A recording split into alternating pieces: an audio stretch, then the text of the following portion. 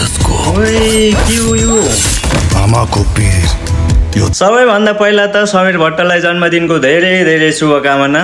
नेपाली चलचित्र क्षेत्रमा पहिलो मुभीबाट नै यति धेरै चर्चा र पहिलो मुभीले यस्तो बक्स अफिस कलेक्सनको रेकर्ड बनाएको छ जुन रेकर्ड चाहिँ तोड्नलाई मलाई जहाँसम्म लाग्छ समीर भट्टको यो दोस्रो मुभी बलिदान हुनुपर्छ। आज चाहिँ नि समीर भट्टको जन्मदिनको अवसर पारेर चाहिँ एउटा क्लिप चाहिँ नि लगभग 43 सेकेन्डको मात्रै छ, तर म एकदम एक्साइटेड छु। पहिला हामी टिजरतिर जाउँ हैन, लेट्स गो।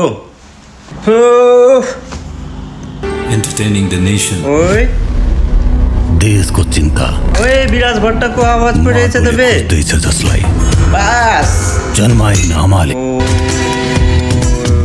रगत उम्लियो जसको ओए के हो यो आमाको पीर यो देशको शिर कहिले झुक्न नदिने सपूत भाइ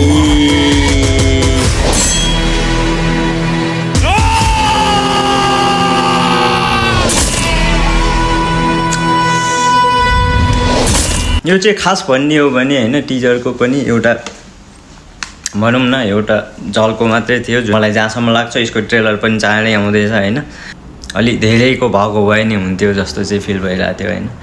ठिक छ, पक्कै पनि यो यतिबाटै थाहा भइसक्यो कि हैन मुभी एकदमै बवाल हैन खतरा बनिसकेको छ हैन। र अब यो चाहिँ नि आउने यो दसैँ 2082 को दसैँ फुलपातीबाट लाग्दैछ हैन। र म स्पेसल्ली यो मुभी चाहिँ नि फर्स्ट टिकट फर्स्ट सो हेर्न चाहन्छु। र यो 43 सेकेन्डको प्री टिजर हेरेर तपाईहरुलाई चाहिँ कस्तो लाग्यो त हैन कमेन्ट गर्नु होला। र जति पनि नयाँ हुनुहुन्छ मेरो युट्युब च्यानललाई सब्स्क्राइब गर्न नबिर्सिनु होला। हामी चाँडै अर्को भिडियोमा भेट्ने नै छौँ। सबैजना आफ्नो ख्याल गर्नु होला। आजको यस भिडियोबाट चाहिँ म राजालाई बिदा माग्छु। Bye bye. देशको चिन्ता माटोले खोज्दैछ जसलाई जन्माई नामाले उसलाई रगत उम्लियो जसको आमाको पीर यो देशको शिर कहिले झुक्न नदिने सपूत हुँ म।